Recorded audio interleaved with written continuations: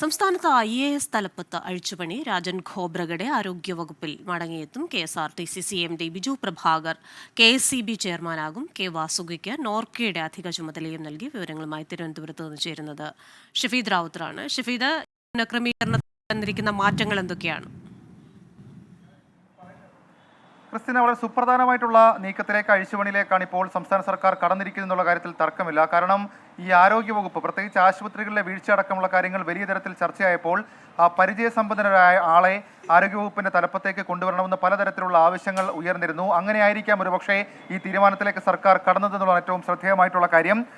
രാജൻ ഖോബ്രഗഡെ വീണ്ടും ആരോഗ്യവകുപ്പിലേക്ക് മടങ്ങിയെത്തുന്നു എന്നുള്ളതാണ് ഇതിലെ സുപ്രധാനമായ മാറ്റം. കോവിഡ് നിപ്പ സമയത്ത് ആരോഗ്യവകുപ്പിനെ നയിച്ച് പരിചയമുള്ള ആളാണ് രാജൻ ഖോബ്രഗഡെ. അദ്ദേഹം വീണ്ടും ആരോഗ്യവകുപ്പിലേക്ക് തിരിച്ചു വരുന്നതാണ് ഏറ്റവും സുപ്രധാനമായിട്ടുള്ള കാര്യം. അദ്ദേഹം നേരത്തെ KSCB ചെയർമാനായിരുന്നു. KSCB ചെയർമാൻ സ്ഥാനത്ത് നിന്നാണ് ആരോഗ്യവകുപ്പ് അഡീഷണൽ ചീഫ് സെക്രട്ടറിയുടെ ചുമതലയിലേക്ക് അദ്ദേഹത്തെ മാറ്റി നിയമിച്ചുകൊണ്ട് ഇപ്പോൾ സർക്കാർ തീരുമാനമെടുത്തിരിക്കുന്നത്. അതേസമയം ആരോഗ്യവകുപ്പ് ചുമതലയുണ്ടായിരുന്ന മുഹമ്മദ് ഹനീഷിനെ അദ്ദേഹത്തെ ഈ വ്യവസായ വകുപ്പിലേക്ക് മാറ്റി നിയമിച്ചു എന്നുള്ളതും ഏറ്റവും പ്രധാനപ്പെട്ട ഒരു മാറ്റമാണ്.